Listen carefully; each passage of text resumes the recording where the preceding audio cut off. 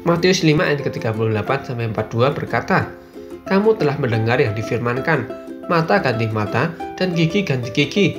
Tetapi aku berkata kepadamu, janganlah kamu melawan orang yang berbuat jahat kepadamu, melainkan siapapun yang menampar pipi kananmu, berilah juga kepadanya pipi kirimu. Kepada orang yang hendak mengadukan engkau karena mengingini bajumu, serahkanlah juga jubahmu. Siapapun yang memaksa engkau berjalan sejauh 1 mil, berjalanlah bersama dia sejauh 2 mil. Berilah kepada orang yang meminta kepadamu, dan janganlah menolak orang yang mau meminjam dari kamu."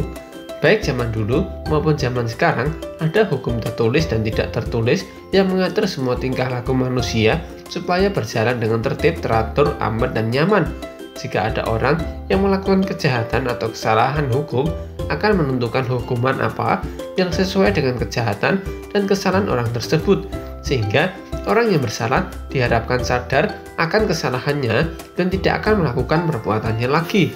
Tetapi di zaman dahulu, seseorang akan menerima hukuman yang benar-benar sesuai dengan apa yang dilakukannya, seperti mata ganti mata. Dengan tujuan, korban akan dipuaskan dan tidak mendendam lagi, sedangkan pelaku kejahatan merasa jera dan berhenti melakukan kejahatan. Tapi, itu jika hukum ini benar-benar memberi efek jera pada pelaku dan memberi kepuasan kepada korban. Lalu bagaimana jika tidak? Si korban yang tidak puas akan menuntut lebih dari apa yang dilakukan penjahatnya karena merasa dirinya benar dan tidak seharusnya menerima kejahatan. Sedangkan pelaku kejahatan, jika tidak jera, akan kembali berbuat jahat dan justru kembali membalas dendam terhadap korban. Lalu, korban kembali balas dendam dan penjahat kembali membalas dendam dengan lebih keras, korban membalas lagi dengan lebih keras, penjahat membalas lagi sampai akhirnya salah satu mati.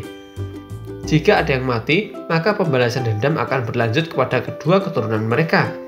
Jadi, kita tahu sekarang mengapa ada peperangan bahkan pembantaian terhadap suku tertentu, negara tertentu, dan agama tertentu, karena ada hati yang dipenuhi kebencian dan tidak bisa dituntaskan oleh hukum.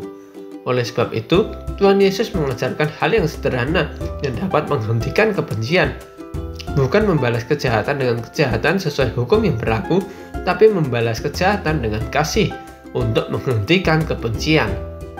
Tuhan Yesus menggenapi hukum Taurat bukan hanya dengan ucapan di bibir saja, tapi Tuhan Yesus menggenapi hukum Taurat dengan cara menjadi korban pembalasan dendam kebencian seluruh umat manusia.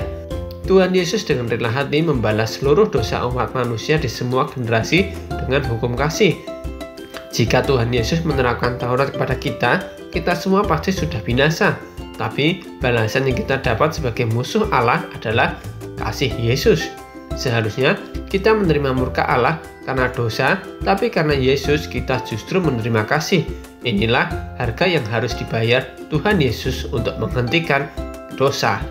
1 Tesalonika 5 ayat ke-15 berkata, "Perhatikanlah supaya jangan ada orang yang membalas yang jahat dengan yang jahat, tetapi usahakanlah senantiasa yang baik terhadap kamu masing-masing dan terhadap semua orang."